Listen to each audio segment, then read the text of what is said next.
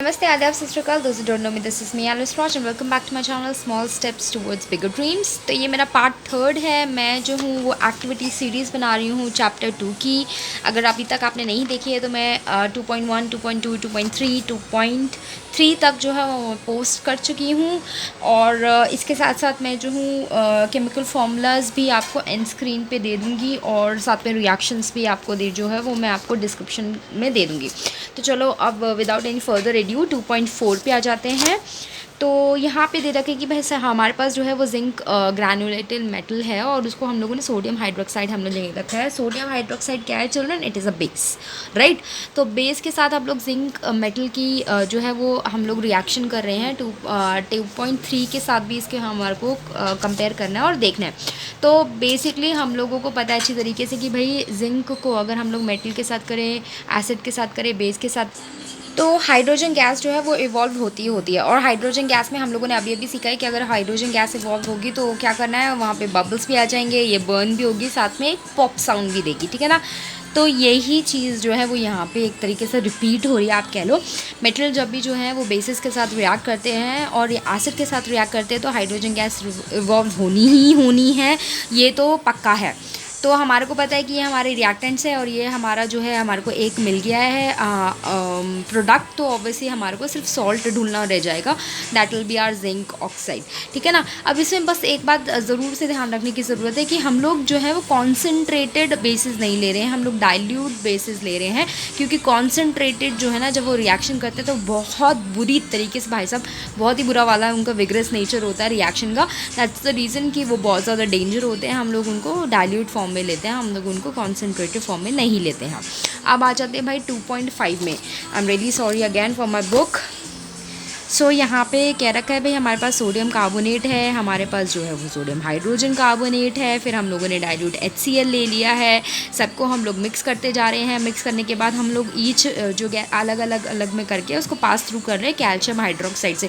तो भाई साहब क्विक लाइम है हमारा कैल्शियम हाइड्रोक्साइड, ठीक है ना। तो अब क्विक लाइम में अगर आप कुछ भी पास ऑन करोगे, कोई सी भी गैस जो आपकी इवॉल्व होती है उसे पास ऑन करोगे तो वो टर्न कर देगा इसको मिल्की में, ठीक है ना। Bubbles appears adding carbonate and hydrogen carbonate, ठीक है ना। मतलब बबल्स आ रहे हैं भाई, इसको बड़ा मज़ा आ रहा है, ये हर एक चीज़ में आ रहा है, हर एक एक्टिविटी में आ रहा है। तो बबल्स फॉर्म हो रहे हैं हाइड्रोजन कार्बोनेट में विद एसिड के साथ, and when gas pass through, मतलब एसिड के साथ ये सब तो हो रहा है, लेकिन जब इस गैस को हम लोग क्विक लाइन के साथ ऐड अप कर रहे हैं तो वो सोल्यूशन जो है वो मिल्की टर्न हो जा रहा है, ठीक है ना।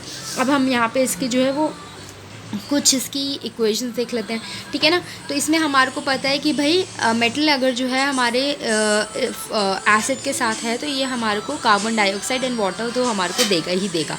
तो हमारा क्या हो रहा है भाई, ये हमारा एसिड है, ठीक है ना, ये हमारा कार्बोनेट है, तो ये हमें क्या दे रहा है, वाटर प्लस CO2। ये दो चीज़ें तो परफेक्ट है ही हैं, बस हमारे को हमारा सॉल्ट देख लेना है अब, ठीक है। ऐसे ही हाइड्रोजन कार्बोनेट के साथ अगर एसिड है तो ये हमारे को H2O CO2 तो ज़रूर देगा, हमारे को बस सॉल्ट देख लेना है। तो चिल्ड्रन बेसिकली क्या है, हमारे को ये अब पता चल गया कि भाई अगर मेटल हमारे रिएक्ट कर रहे हैं एसिड या बेसिस के साथ तो हमारे को हाइड्रोजन गैस मिलेगी, और अगर मेटल हमारा क्या कहते हैं कार्बोनेट या हाइड्रोजन कार्बोनेट अगर हमारा रिएक्ट कर रहा है एसिड या बेस के साथ तो हमारे को CO2 और H2O मिलेगा। तो ये मैंने पहले भी बताया था, अगर आपने मेरी पहले की वीडियोस नहीं देखी हुई कैल्शियम केमिकल फार्मूलाज की, केमिकल रिएक्शंस की, तो आप देख सकते हैं। अब हम लोग 2.6 में आ जाते हैं भाई साहब। 2.6 एक्टिविटी हमारी क्या कह रही है भाई, हमारे पास NaOH सोल्यूशन है, फिनोफ्थलीन है, उसके वो हम लोगों ने drop by drop HCl solution mix कर दिया, नहीं तो NaOH सोल्यूशन मिक्स में हमारा है। तो हम लोग क्या ऑब्जर्व कर रहे हैं, तो ये तो चिल्ड्रन मैंने आपको पहले भी बताया था कि अगर हमारे पास स्ट्रॉन्ग एसिड है, स्ट्रॉन्ग बेस है, तो हमारा ये जो है ये हमारा बिल्कुल न्यूट्रल रहेगा, है ना। तो ये हमारा बेसिकली हमारा न्यूट्रल हो गया है, हमारा एसिड और बेस तो न्यूट्रल हो गया है। तो अगर मैं इसमें 1 drop of HCl solution mix करूँगी तो ऑब्वियसली बात है वो एसिडिक इन नेचर हो जाएगा। और फिनोफ्थलीन L साइलेंट है, ठीक है। तो फिनोफ्थलीन जो है मेरा कलरलेस रहेगा क्योंकि एसिड के साथ वो कोई रिएक्टिविटी शो नहीं करता। अब इसके अंदर में NaOH सोल्यूशन मेरा ये न्यूट्रलाइज सोल्यूशन है, 1 ड्रॉप ऑफ HCl की बजाय मैंने NaOH की डाल दी, तो क्या सोल्यूशन क्या हो जाएगा भाई, बेसिक इन नेचर हो जाएगा। तो फिनोफ्थलीन क्या शो करता है, फिनोफ्थलीन पिंक कलर शो करता है बेसिक में, ठीक है ना। तो यही दो चीज़ें जो है आपको इसमें बतानी पड़ेंगी। तो हमारे को इसके अंदर क्या बेसिक ये बता रहा है कि जब हमारा कलर शो करने लगता है तो हमारे को समझ जाना चाहिए कि बेटा अब आगे कुछ करने की ज़रूरत नहीं है, तुम्हारा जो केमिकल रिएक्शन है वो कंप्लीट हो चुका है। तो take a very good look at it children, ठीक है। I hope you are understanding what I was teaching you over here. These are the 3 activities which I took just now. Please do like, share and subscribe my channel. And this is Alice Raj signing off.